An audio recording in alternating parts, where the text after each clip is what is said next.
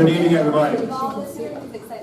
Appreciate you being here tonight for our first of 4 community meetings in all of our different buildings. So I know I probably don't need a mic because we're pretty close, but in order to get this picked up on our audio visual, we've been told to try to do that. So for those of you who don't know me, I'm Mr. Noah, your superintendent. Like I said, appreciate you being here. I'm just going to give you a quick welcome, kind of run you through the agenda, okay? And then I'll be back on at the end of the presentation as well to chat a little bit. So here's the game plan for tonight. I'm going to talk a little bit about the facility committee that I'm really interested in trying to get people to sign up for. I'm going to talk a little bit about that. I'm going to give it over to Mr. Flood here in a couple of minutes. He's going to talk about the voting itself, pros and cons when it comes to things for teaching and learning. All right, he's the principal here. And then I'm going to turn it over to Cheryl, who's one of our architects from TDA, and she's going to have the bulk of the discussion tonight. She's going to start getting into the building assessments, talk about what OSCC has to say as far as repairs and renovations go, talk a little bit about educational adequacy, and then I'm going to come back up, like I said, talk about next steps moving forward in the next couple of months, and then anybody who's interested, Mr. Bratcher's here, from our district maintenance group. He's going to walk you around and show you what's going on here at Hilltop. So let me talk a little bit about this planning committee. Obviously, my goal is to get as many people signed up to participate in this as you can. And I'll show you how to do that at the end. But obviously, we want to talk about how we're going to get to where we want to get to. All right? What are the current facility challenges? And putting together a plan that a building that supports what teaching and learning is going to look like here in Canfield for the next 50 years or more, okay? And that's what's exciting me, okay? That part of the plan is going to be put into this whole thing moving forward. We're going to talk about the data and the costs, okay? And that's where the expert like Cheryl's going to come up and talk to you about what those dollars and cents are. And I'll give you a little precursor here. Things ain't getting cheaper as I'm standing here talking, okay? That's just where this whole thing is at. But she'll go over that with you a little bit more as well. We're going to look at eventually here what good education architectural things look like in other districts, okay, as far as teaching and learning goes. We're going to look at master plan options, okay, and that's the nuts and bolts here, okay. What's Canfield going to be able to live with? That's really my goal. I want to find a plan that we can get done here, okay. So we're going to look at what those could be, will be, and the cost, identify and address concerns that you all have as a community member on our facility project. And then if everything goes as planned, I'm talking like April, okay, April of next year, if everything goes as planned, my goal is that facilities committee is going to have a master plan in place for the board to approve. And then we move forward from there. Okay, so that's that committee. And if you think you might be interested in helping out with that, I'll get you signed up here before you go home. All right, so let's bring Mr. Flood up here. Mr. Flood's the principal here at Hilltop. He's going to walk you way through here the next part of the presentation. Just push that down. You're ready to go. Okay. Michael Flood, principal, Hilltop Elementary, going into my 3rd year. Previous 6 years at the middle school, and before that, 12 years in Youngstown City School. So I've been around different kids, different levels, and you know, we talk about the pros. Number one thing, we got great students here, we got great staff. So that's the biggest pros we got here. Kids love coming in here, staff love teaching them. So that is the biggest pro that we have. When we talk about the cons, we talk about this year, number of staff, 68, number of students, 487. This building was built in 1974, and new addition in 1999. So when we talk about the student sizes, when we give the tour, I'll kind of give you some examples why the school is a little too small for learning, especially in the classroom. Let's open up with security. Number one thing everyone wants to hear. How do we secure the school? And if you look in the classrooms, we have open classrooms. That was great back in the 1970s as everyone thought about it, but nowadays, looking at it's not a great idea. So as we take the tour later, we'll look at it and see, and you'll be able to see for security measures, measures is not the best. Oversized spaces. Again, as we take the tour later, you're going to notice where the lunch ladies work in there. And not only do they work there, we have a special program here where we bring high school kids here to help out. And you'll see there's just not enough space in the lunchroom to actually get things done correctly and on time. We'll also show you the library where you'll see different Chrome cards because there's lack of space to store things here at Hilltop. Parking lot drainage. You know, every time it rains, I watch teachers get out of their car. I watched a couple weeks ago, I got teachers getting out of their car, putting on other shoes just to walk through the puddles. It gets deep. Last year I thought, all right, maybe it was the leaves or something. We went out there, cleaned it. Nothing with the leaves, nothing blocking it. It just backs up big time. So every time it rains, we do have a huge issue when it comes to the parking lot. If you live around here, you know in the morning and in the afternoon, the traffic here is crazy. We're trying to improve things in the future, but cars are lined up all the way down the street, waiting to get in to drop off their kids and then pull out. And vice versa, picking up your kids in the afternoon, the cars are all down the road. Now, why do I bring that up?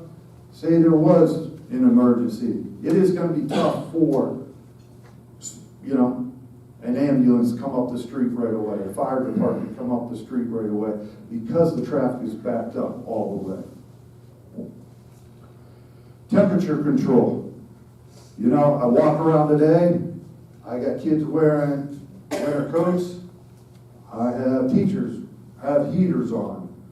Lack of heat today and throughout the year is a major issue. Now, you're going to go to other schools and see they don't have air. We do have air, but it only works half the time. So that needs an upgrade as well. And, you know, we're constantly calling our maintenance guy, Matt, back here. He's here today trying to work on things, and he's been here pretty much at least 3-4 days a week trying to fix things with the heating. Living parking. You probably might not be able to see over there. My truck's over there. That's where I park every day. The reason why, I try to free up space over on that side so other people can park and walk in the building. We just don't have the parking. You'll look at the parking lot, you think it's huge, but we do have kids go outside for recess every day, and so half of it is taken for the kids to go outside for recess. Exterior, as you walk around the building, you know, the loading dock in the back, you know, as water gets in, the brick starts falling out. And so we have a tough time bringing in, you know, the food from the middle school every day, the loading dock getting on there. And, you know, one day we're going to have to repair it or replace it. If you go back here, the bricks are falling in. So it's tough to take the kids out of the cafeteria or out of the gym and take them outside. You're going to notice, you know, inside, you're going to notice the gym inside. The mid-floor is actually, it's like breaking up. It's like bubbling up sometimes. So that has to be replaced down the road. Again, we talked about the kitchen, and I'll give you a tour of that. Again, imagine yourself with 3 or 4 others in the kitchen working with about 100 kids coming in every half hour. Just imagine that. Main entry for the visitors. As you walked in today, you're going to see, you could just walk in, go right down to the cafeteria where you're sitting right now. It would be nice to have something where you walk in and be able to go to the office right away, where we do have a check-in and check-out system, but we do not have that. You know, I try to stand at the door in the morning, in the afternoon. I have staff members as well, but throughout the day, we do not have staff members constantly standing at the door. We also have an SRO in the morning, afternoon as well, but throughout the day, we do not. So that would be outstanding. and lack of exterior lighting. As you walk in the back here, we have a lot of woods here.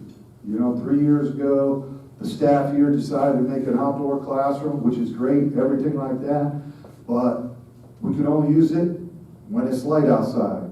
You know, as soon as the lighting back there, it does not work, so as soon as it starts getting dark, you will not be able to even go back there. So we would love something like that fixed with the new building. I think with the new building, it would be truly amazing, not just for staff, but for students. I mean, this is why we got into this business, all about the kids. So right now, I'll introduce to Cheryl. She'll come in here, the architect, and give you some more examples.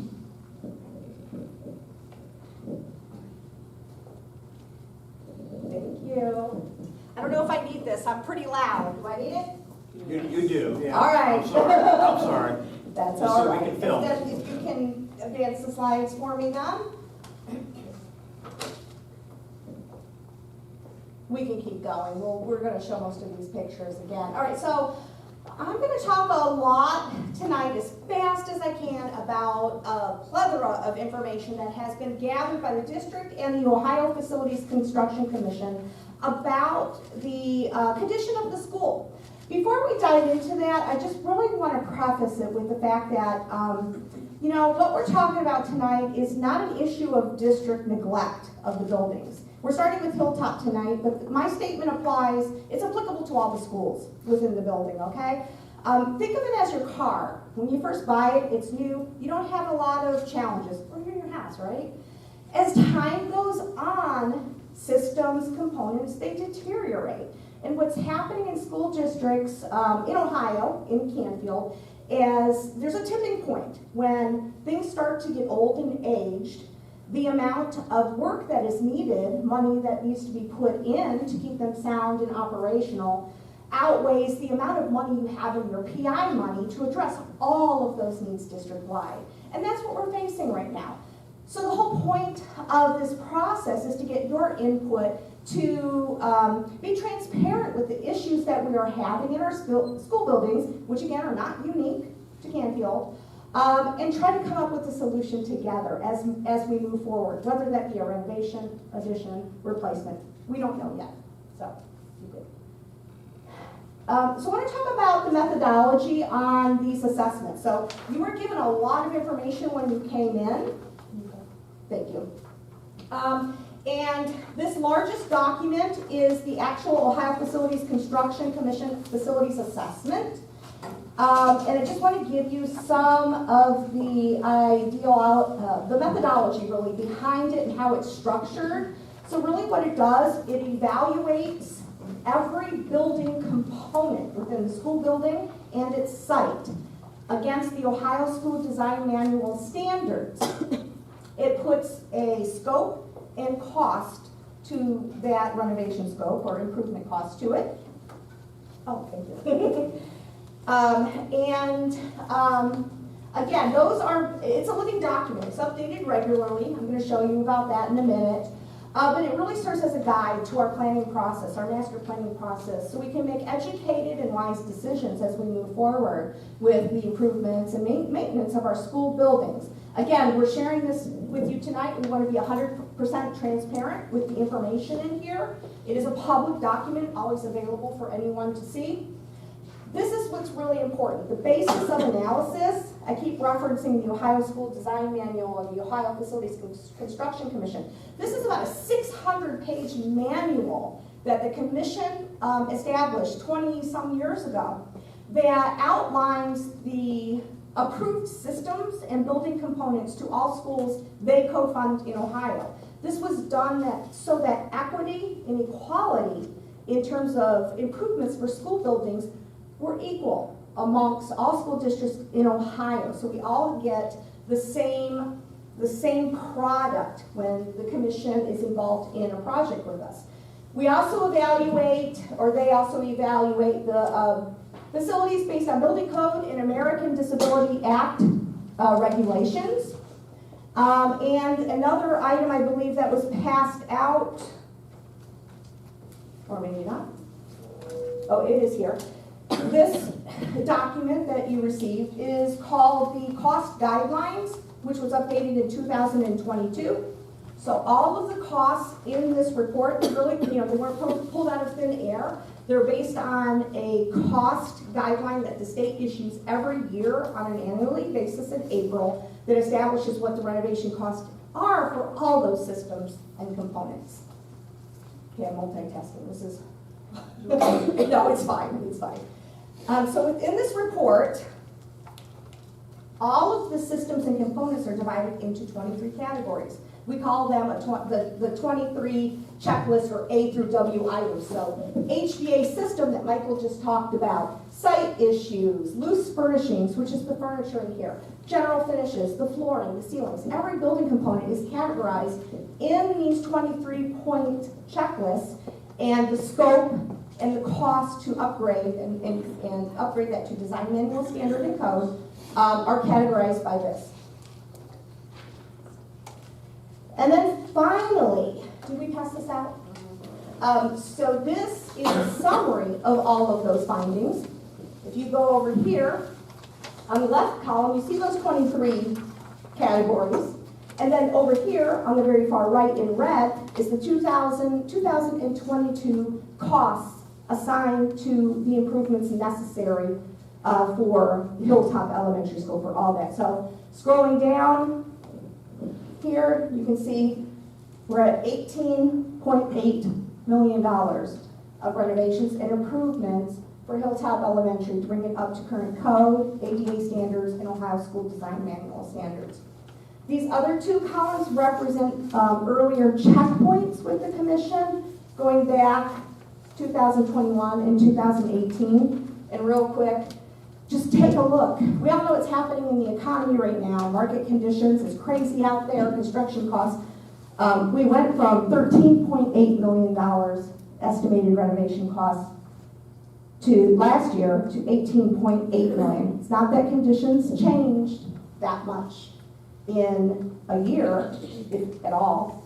It's market conditions. So you can see as time goes on, the cost continues to rise. So which is the mantra beside, the reasoning behind our mantra saying, it's not a no solution. We have to do something.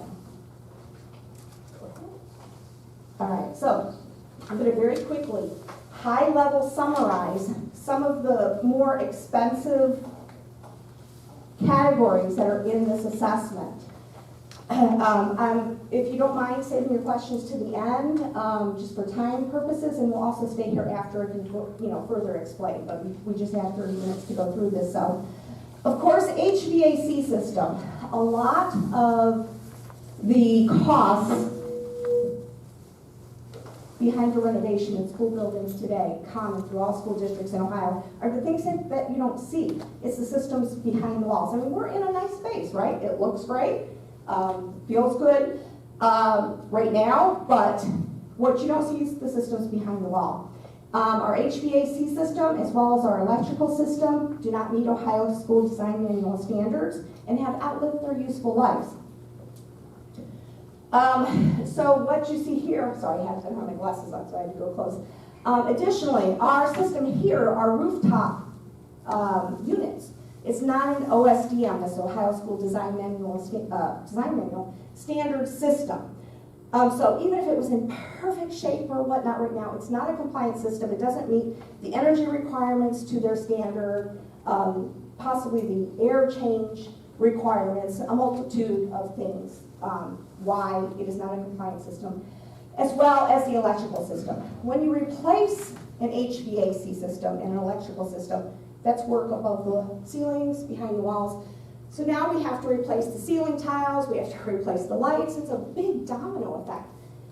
This alone, when you add all that I just talked about, is about $6 million of the overall $18 million that we just talked about. So let's talk about the building envelope. Michael mentioned, there was some deterioration to the loading dock, which you can see here. The roof needs to be replaced, and you can say, okay, well, school school district, replace the roof, right? Well, it's about if memory serves me right, about $1.6 million to replace this entire roof. And I believe, correct me if I'm wrong, the PI levy district-wide only allows for about $600,000 a year in improvements. So there's no way we can even tackle the Hilltop roof all at once. So what the school district, really has to do, and other school districts do, tackle the most needed portions as needed. Here represents, some recent leaks. And because of the climate in Ohio, it's not uncommon to see, masonry deterioration. Water gets in behind the brick and the mortar. We have the freeze-thaw effect of our seasons. It starts to crack. More water gets in and it starts to deteriorate. So now we're talking about general finishes. And again, it's things that you can really physically, visually see here. Apparently I cannot put those together. Here in this space. We're talking about flooring. We're talking about paint. We're talking about ceiling tiles. We're talking about casework and storage for the teachers and for the students. I want to point out the good with the bad. The great thing about Hilltop, we have terrazzo flooring in our corridors. It's a great material. It's a super expensive material. Most schools cannot afford to put in today. It's a very quality material and will last a lifetime. It'll outlive me. There are other, though, finishes that do need to replace that don't have such a long lifespan, which include the tile that you're kind of seeing now. This is vinyl compositional tile. It's VCT. We also gave you, that reminds me, we also gave you a lingo cheat sheet, so when we say things like VCT, you know what we're talking about. Carpet, it has about a 20-year lifespan. So there are things that are just aging, as they should, that need to be replaced in the building. A few more items and we'll move on to site. Some of the building components in the facility, as Michael mentioned, are inadequate or non-existent. He mentioned exterior site lighting, which is not adequate. Some of the things that are non-existent are like a sprinkler system, which is standard to put in schools here in Ohio. Although this building is single-story, it still doesn't meet all the American Disability Act requirements. So you can see a few examples over here, where we have an electric water cooler. It's not ADA compliant. Somebody in a wheelchair, cannot gain use to the water fountain. And here we have stairs that serve as a barrier from the building exit to the playground area. So those are some of the challenges in terms of ADA in this building. Okay. I think this is, when I move this, it's causing interference. Thank you. Maybe it's the metal. Can you go on? Thank you. All right, so one of the line items in those A through W items was site condition. I think it was item P. So we just showed you a lot about what was going on in the interior of the building. So let's talk about the exterior just for a moment. Again, to talk about the positives, this is a great site. This is a beautiful site. It's park-like. It's very suitable for outdoor learning and community use. And we have a little Google aerial here, but you can see the cardinal's nest over here, the outdoor learning area, which Michael was referring to, that was put in. Just an awesome setting for outdoor learning. Some other pictures, again, depicting the beautiful park-like setting. But there are challenges. Again, as Michael said, the flooding appears that the city storm, during heavy rain events, back up into the parking lot and causes flooding. I believe this picture was just, I don't know where Michael, from a week ago? Yes. Yeah. Just a week ago, of the conditions that occur during heavy rain periods. And then other issues, like, again, limited parking, especially for events. And then the normal, things that you need to do with site that you would expect, asphalt, sidewalk replacement, and so forth. Michael also mentioned the issues with traffic, so we kind of want to show you what's going on here during dismissal and arrival times.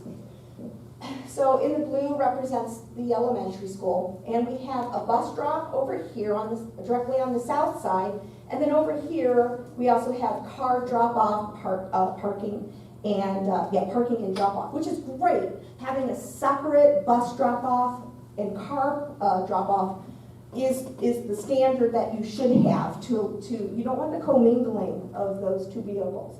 The problem is, you notice the setback of the parking and drop-off areas from the street, the distance is very minimal. There's no staging area or line-up area, so when people are coming in and dropping off, there's not enough distance for those to safely back up and be in queue for drop-off. So that's what's causing the backup onto Hilltop Boulevard. Additionally, it's not ideal to have a parking lot of this size commingled with a drop-off area. We have people coming in to go here, people coming in to go there, and people coming out to go there. So it's really not an ideal situation, and the solution to this really is to redesign this entire circulation pattern. Okay, last section. We just talked a lot really quick and fast, and forgive me for going so quick, about condition. But there is another layer to this, and it's functionality, and that's what we're going to talk about now. So instead of just looking at a picture, we wanted to give you a diagram of the school. The green area represents the original construction of Hilltop, and then the red represents the addition that was constructed in 1999 here on the west side, and as well as the expansion to the space, which we're in right here in the student dining. So let's talk about size of spaces. Again, looking at the floor diagram, we analyzed the size of the spaces. Michael said they're too small, they don't function very well, so we looked at that, and you know what, he's right. The average classroom size, these spaces right here, are about 750 square feet. The design manual standard is 900 square feet, so they are truly undersized in terms of space. There are a lot of them, but each one is really not sized appropriately for elementary school education. If you look here, here's the spaces that are those open concept spaces where there's no doors. They really just kind of, the corridor leads into the classrooms, and those are the areas he was speaking of that are of a safety concern. Beyond just the classrooms, we looked at the large group spaces, such as the media center, the gymnasium, the student dining that we're in, as well as the kitchen. And those, all but the media center, are undersized compared to state standards for our current enrollment. And here's a chart that gives you some context to that statement. Let's look at the gymnasium, for example. The existing square foot is about 3,100 square feet. Well, the design manual recommendation is about 4,000 square feet based on our current enrollment. So we have a deficit being undersized by almost 900 square feet. On the plus side, our media center, it's very generous in space. It's about 1,800 square feet compared to the recommendation of about 1,300 square feet. So that has actually some excess square feet there. I lied, there's one more section, safety and security. Michael mentioned our entry. So this is a diagram depicting what he just described. Somebody comes in here through the vestibule, they're buzzed in. They're now in a lobby area where they really are free to go anywhere in the building that they choose instead of checking here in the main lobby. Whereas the ideal solution and what is a standard in today's school construction is the next slide. You can see here is a main entrance of the school. This is the office area, which is directly adjacent to it. Everything around is the remaining parts of the school. A visitor during school hours gets buzzed in. They're now in this vestibule area, and they can't go through the second set of doors. They're locked. Now, anybody can get out, so it's not, anybody can have egress from the building, but a visitor cannot get in through there. They are forced to go into the office and the reception area for proper clearance before they then can go through another set of doors and gain access to the rest of the building. If for some reason there is a danger or a threat that is recognized while they're in here, the receptionist or whoever's at the desk also has a panic button that immediately alerts all safety services to come to the school building because of an anticipated threat. All right. So I'm sorry about all the feedback on this. So we'd like to open up to questions and answers. I threw so much at you. This is a compilation of years of data that I tried to summarize in 20 minutes. So please ask me your questions and clarifications. Oh, okay, go ahead. First. One of the things that I've been wondering is, as we look to the towns surrounding us that have been reducing the amount of schools that they have because they say that the enrollment has gone down. I understand fully that we need to do something here. I'm not opposed to any of that. Just trying to put the pieces together. Where do we stand in enrollment for Canfield? Are our numbers staying the same, going up, or going down? I can speak to that. Our enrollment is staying steady. Okay. About 2,500 kids is what we've been looking at. And part of what the OFCC does is actually does an assessment on kind of guesstimating what that's going to look like based on a lot of good data. The next 10 years also has us flatlined at about 2,500. Okay. Which is a great Yeah, thing. that's not happening Yes. out there. And as you know, we don't do open enrollment, we don't do tuition. It's just resident people coming to Canfield that's keeping us afloat right now. Or we don't overbuild either. You know, it seems like from what I see in other areas, that we try to do a more controlled build, you sort of can see what you're getting and how many students and if you do need to make changes.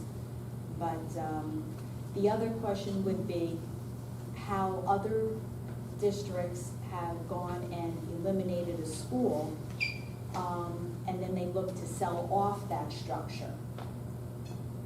What would be the potential if we went with the, you know, the Taj Mahal, so to speak, if we get this whole K through 12, what is the plan for all the existing buildings? Well, so far the board has basically said the high school is going to remain. And that's been their opinion from day one, that the high schools, you know, this is what we're going to keep, but we're going to renovate that. So there really hasn't been any K-12 discussion, it's been more K-8. Okay, so I'll make sure everybody understands that. I don't think the board's going to change their mind about it. I will speak for them, but they're pretty locked in that the high school is going to be the high school. So to your point, if we would build a K-8 building, okay, the 3 buildings now, the board has to decide what to do with them.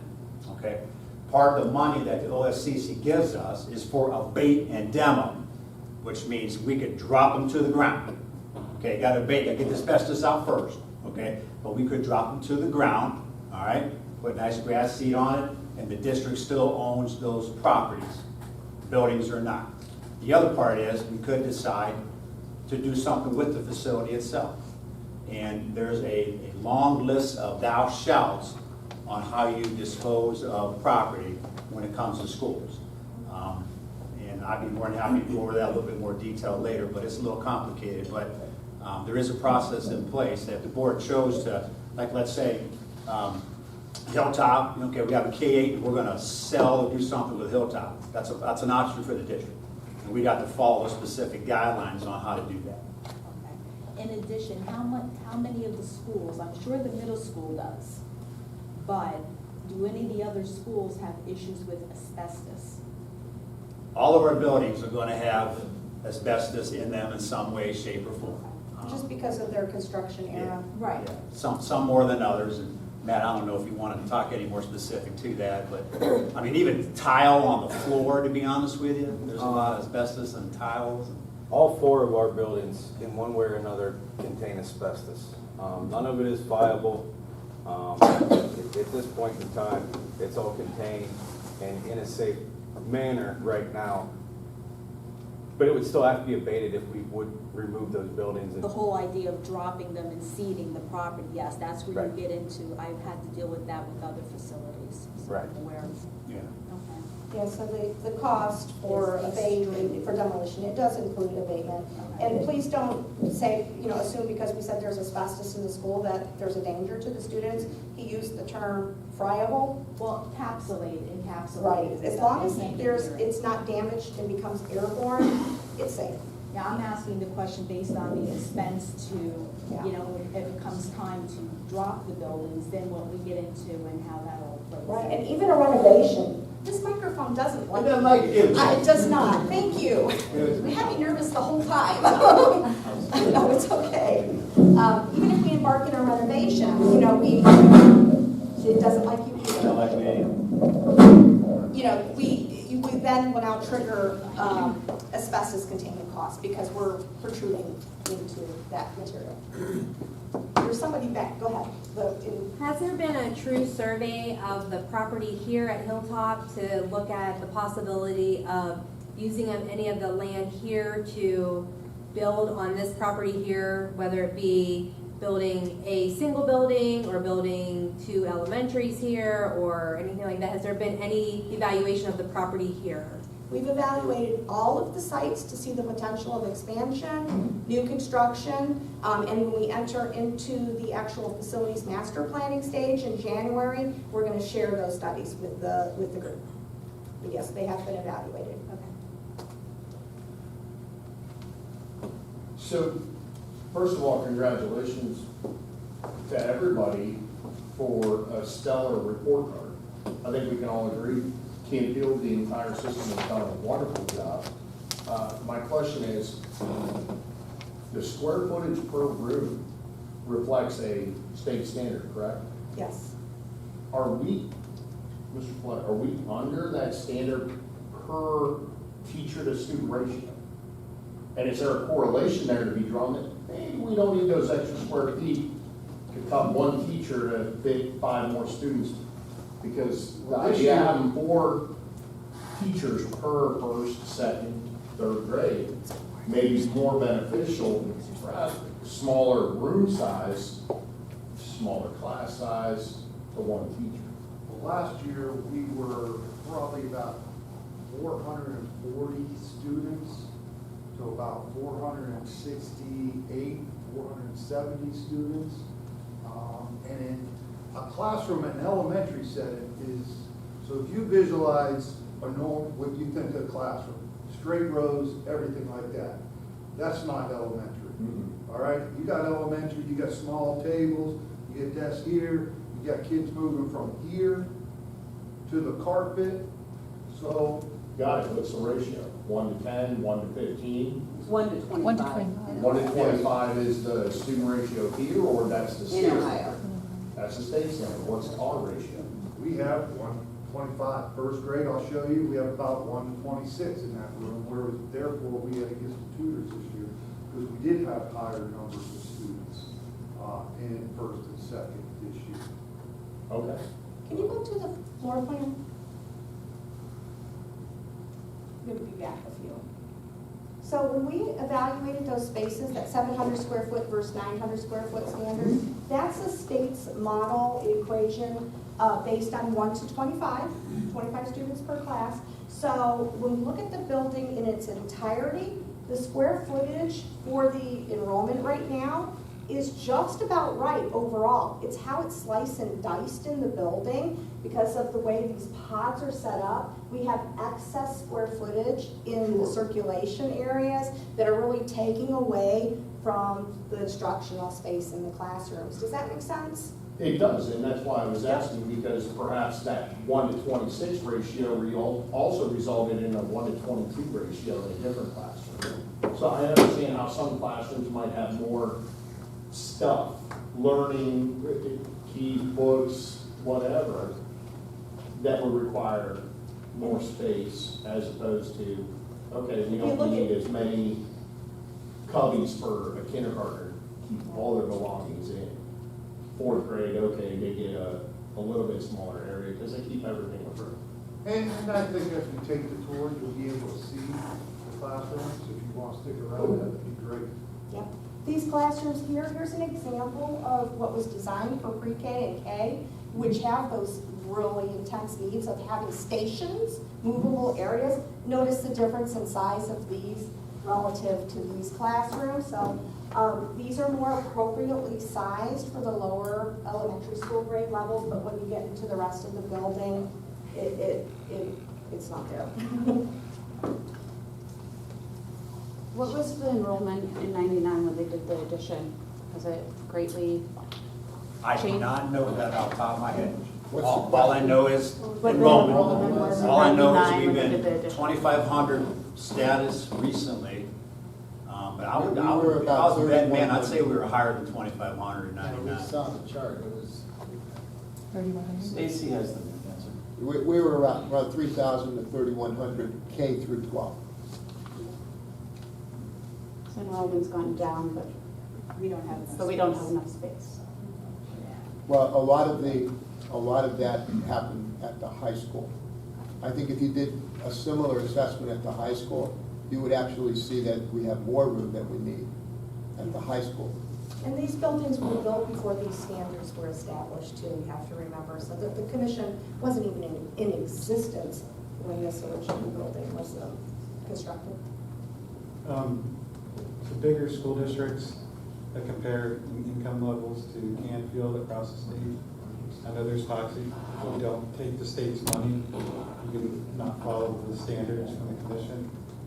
What have similar school districts like New Albany, and with New Albany and Columbus, I know just built a new school. I know Jackson Township outside of Canton has built multiple schools. Did they, since we're not getting much money from the state, did they use the OCC also?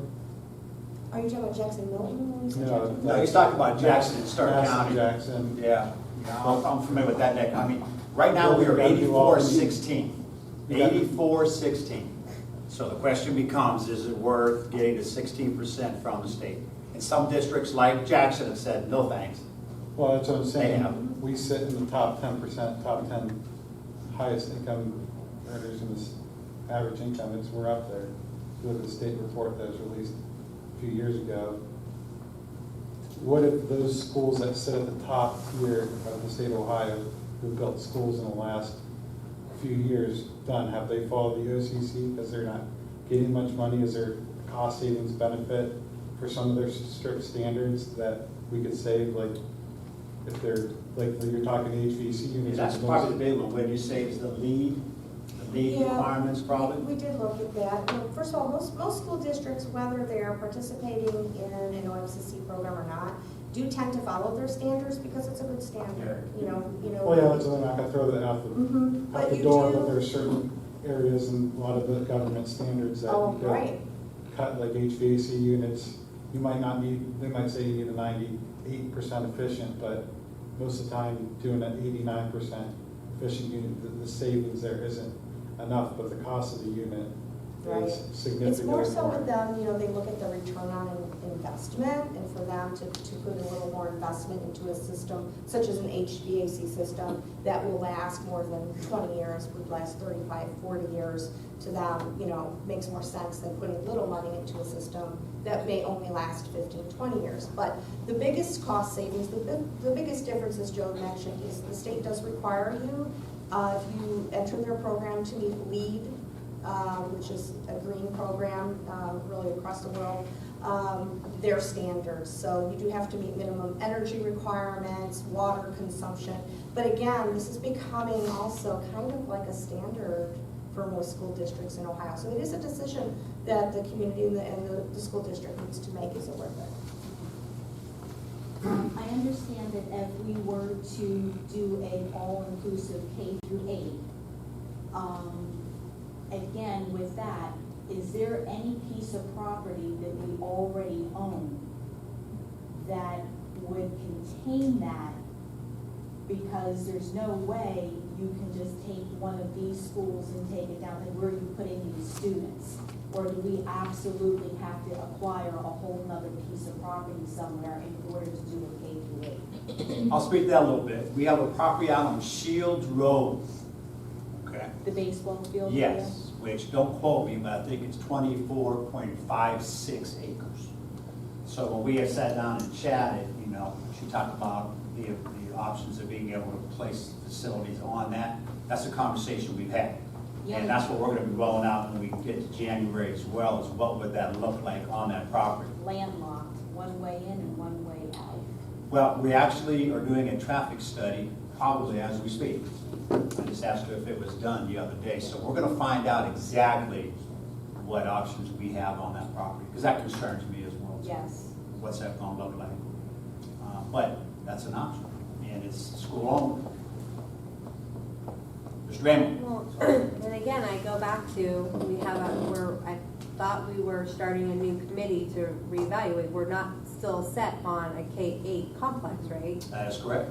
So we're still looking at that as an option. We need to have a committee decide that. Is that still what the direction we want to go in as a district? Because I think that's still important that people know, you know, that that's still not necessarily the direction that the community may or may not want to go in. Our site study's really focused on what buildings have the availability to expand on Right. or not. Right, and I think that's important to know that, because you can't even answer that question and know if that's, you have to know that answer to know if that's even It's an gotta be option. feasible. Yeah, what all of our options are, can we combine the two elementary schools on one spot or something Yep. like that? Yep, Right. we have studied that. Okay. How many nuts to bolts acres do you need for one facility, K to 8, to include special ed programs? Because right now, my understanding is they're split between some special needs classes are at CH, some. So nuts to bolts, how many acres? Yeah, well, No that's, sports, no that's- sports that's a complex, no anything, just Yeah. educational do facility. you happen to know that number off the top of your head? It's one. Well, I believe it's for a PK8, it's either 20 or 25 acres base minimum, and then an additional acre for every 100 students. Yeah.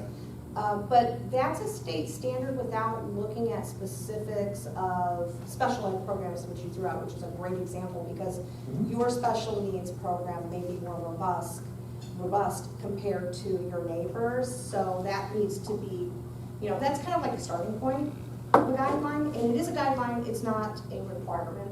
But does that include sport facilities? It includes playing fields and so forth. It wouldn't include like a stadium.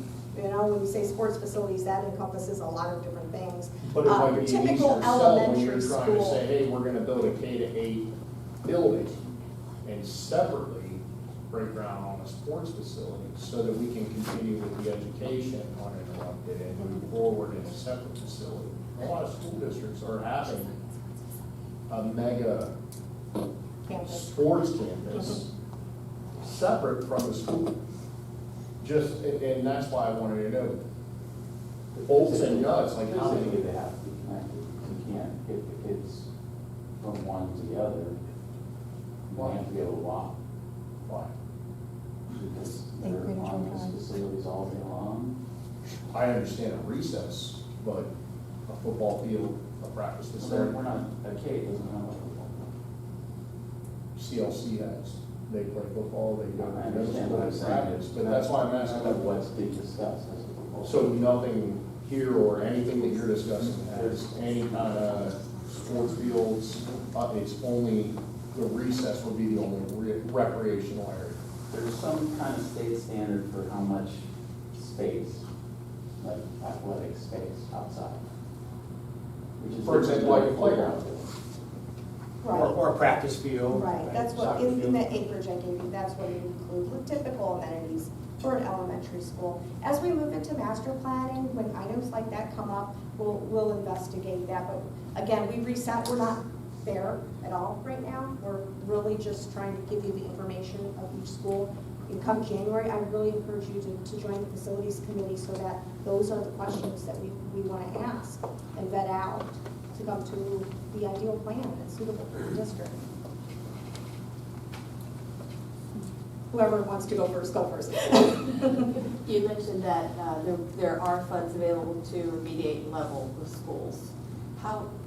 Where is that piece? When does that happen? How is that part of this? As far as the dollars go, Yeah. talk about how it's in the project? Right, so if you embark on a project with the commission, they do co-fund the cost to abate and demolish a school. So any master plan that we arrive of that includes the removal of a school facility will include those costs. At the 8416. Correct, and that split, it's a co-funded split. Stacy? I was curious, is there any way you could put that overhead view of this facility back up there? I was curious, where's the boundary of the school property there? And is there land that's adjacent to this school property? So the boundary on the west side is over here in this tree line area. The actual property line to the north is beyond what you're seeing on the screen. This site has about 23 and a half 23.6. acres. Again. To the north, it's to the north. Turnpike. Yeah. Is there any space going that way? No? All those trees up there are ours, Stacy, all the way up to the top of the screen. Yeah. And And still further north than that. is there any property adjacent to the school-owned? There's property adjacent, yeah, to the west. You have the Mike's property right next door. They could walk over here if they wanted to. And then I think to the northwest, there's another section of property there as well. We don't own it, just to be clear. That's what I was just wondering, because we were talking about acreage and how much space you would need for different plans and that kind of thing, and I was just wondering how much space potentially could be available here, even if we don't currently own it. So to give you some context on this site size, at 23 acres, the design manual for an elementary school, going back to what your question was, for a PK5 is a base of 10 acres plus 1 acre for every 100 students.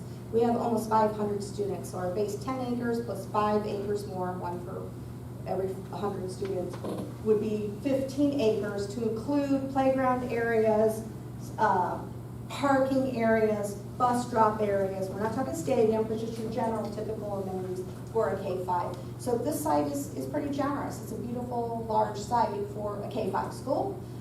If we talk about a K-8 school, again, we've done some studies on how that could work with the existing property as it is, or if we want to explore other options, we can go there as well.